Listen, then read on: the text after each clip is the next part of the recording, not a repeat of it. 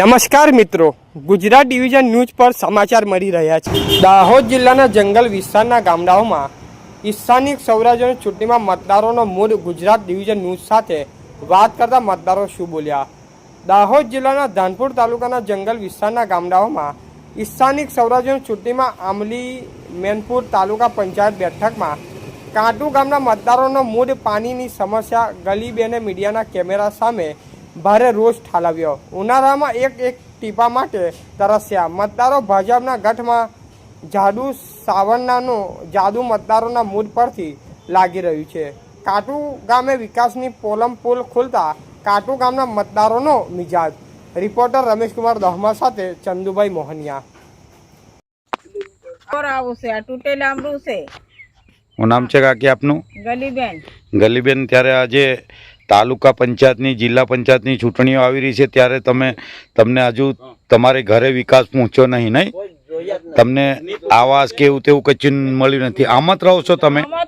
કચ્છું મને જોયું જ નથી ને આલ્યું જ નથી। માર તો ધણી હદી નહીં મળે એમ।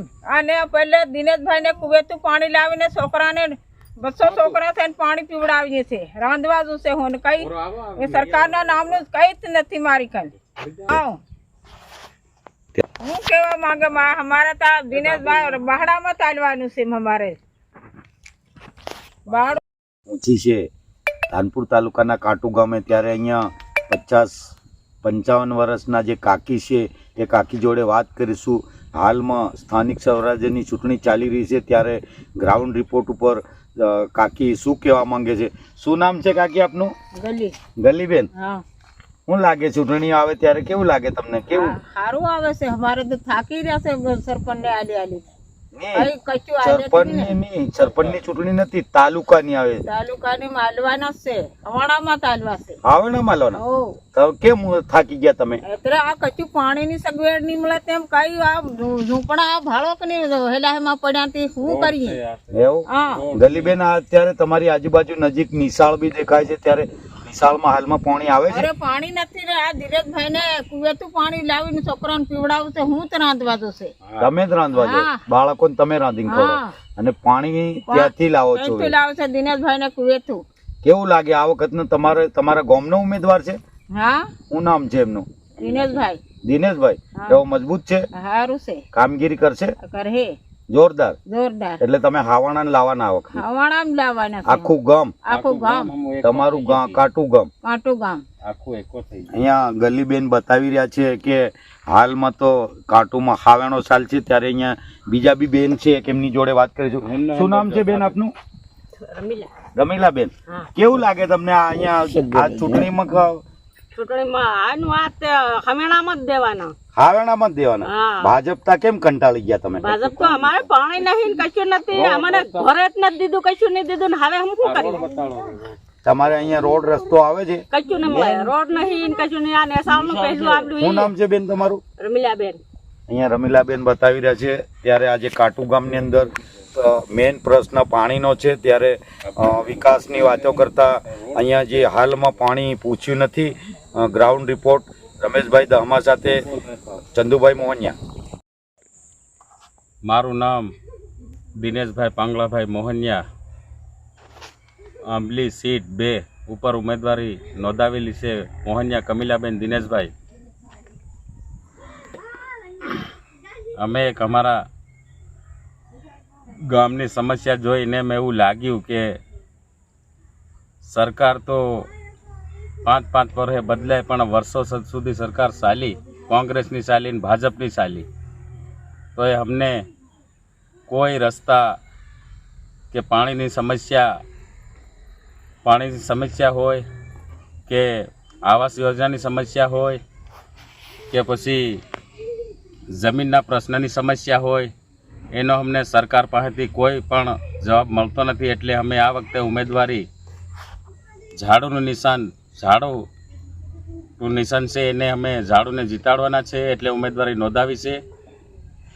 અને અમારા ગામમાં કાંટુમાં એક માહોલ એવો છે કે આ વખતે પરિવર્તન નવું લાવવા માંગીએ છીએ, અને 5 ગામની પંચાયત છે, તાલુકા પંચાયત, એટલે 5 ગામમાં મારો માહોલ એવો છે કે આ વખતે તો આપણે પરિવર્તન બદલી નાખશું એવું માહોલ ચાલે છે. અમારે કાણાકુવા, કાંટુ, આંબલી મેનપુર, રાજસવા અને ઓલકાદર એના 5 ગામમાં આપણું માહોલ નવું પરિવર્તન લાવવા માંગે છે. મતદાર લોકો એવું કહેવા માંગે છે. મોહનિયા પર્વતભાઈ દુલાભાઈ. હવે અમારાથી બહુ તો આવડતું નથી, પણ છતાંય 2 વાતો કહેવું કે ભાઈ ઘણા વર્ષોથી અમે 30 વર્ષથી ભાજપને જીતાડતા આવ્યા છે. 30 વર્ષ ઉપર થઈ ગયા, પણ તોય છતાં અમારે રોડ રસ્તા નથી, કે નથી બોર આવ્યો, નથી હડપંપ આવ્યો, નથી કોઈ ઝૂંપડપટ્ટું કે એવું કોઈ અમને મળેલું છે નહીં. એટલે આ વખતે અમારે બાહેડા માલવાની છે. એને એમ કેવું છે કે જ્યાં સુધી તમને બને ત્યાં સુધી આ વિડીયો જોઈ અને મતદાન ધ્યાનમાં રાખીને કરજો. અમારા ગામમાં તમને આ દેખાય તો છે સાહેબ, આમાં કઈ વિકાસ થયેલો એવું લાગે છે. એટલે અમે આ વખતે સરકાર બદલવા માંગીએ છીએ. બદલી જ દેવાના છે ને. કોઈ વિકાસ જ છે નથી અમારે છે ને કોઈ ગામમાં સ્થળમાં અમે કોઈ ગામમાં છે નથી. અમારે કોઈ અધિકારી અમારે એમ કે આ કરો તે કરો છે. અમારા ગામમાં આમાં કઈ હમણાં છે ને બાયડીઓ છે ને ઘાઘરા ઉસા કરીને કચરામાં રખડતી હિંડે નહીં. અમારે આંગણું નહીં મળે, નહીં હેડપંપ નહીં મળે. હા બાયડીઓ સાંતરા થઈ જાય ઊંડા, હા બાયડીઓ અકળાય. અધિકારો આ નહીં કરે, પેલું કરે, પેલા એમ કે હમણાં આ કરી દો, કઈ શું કરે હમણાં. જ્યાં સુધી આ ભાજપ કોંગ્રેસને અમુક છે ને વોટ જ નહીં આલી. અમુક પહાડ નાખવાના અને એક કોઈ પહાડ જીતાડવાના 100% અમુક. ભાઈ બામણિયા કામ કાઢતું જીતાડવાના. હા લીડથી જીતાડવાની. રાણને ખાલી કોણ છટકી ફોડી જીતાડવાના. બધું આ ગામમાં બધું જે કરવાના જે માણસ કામ હોય, શું જરૂર પડે છે, આ જરૂર પાણીની જરૂર હોય એ કરવાનું છે. રોડનો તો જરૂર કરવાનો છે, કોઈકને આંગણો જરૂર એ કરવાના છે. અમે કોઈકને કે આ કામ પડી ગયું, અડધી રાતે કામ પડી જાય, કોઈ ઝઘડા બાબતમાં એ કરવું પડે. અમે કોઈ બી કામ આમ કરવા તમને છે. બાબુભાઈ પરમાર હરસિંગ. આજે ગામ કાંટુ આપણે છે ને સમજો મારો ભાઈઓ. હા બાબુભાઈ પરમાર બોલું છે. ગામનો વિકાસ નિશાળમાં 3 છોકરા ભણે છે. અહીં તો 3-4 વખત ખાઈ ગયા. આમાં હમણાં રોડ ઉપર ભાડો કોંકરા. માસ્તરને, સાહેબુને, છોકરાને પાણીની સુવિધા નથી અમારા ગામમાં. પછી કે અમે વિકાસ કર્યો. ઓના ગામમાં ભાજપે વિકાસ શું કર્યો? ફેરવી દેવાના ભાઈ. 101% આખું બહારીને કાઢવાના. હમું કોઈના ખાઈએ નહીં. અને ગરીબ માણસ છે, હમું બધા ગરીબ માણસ છે. અને હમું એમ કે ઓહો ભાજપ વાળા કાંઈ રૂપિયા થઈ ગયા, એટલે કોઈ જોતા નથી. બાબુભાઈ પરમાર હરસિંગભાઈ, ગામ કાંટુ.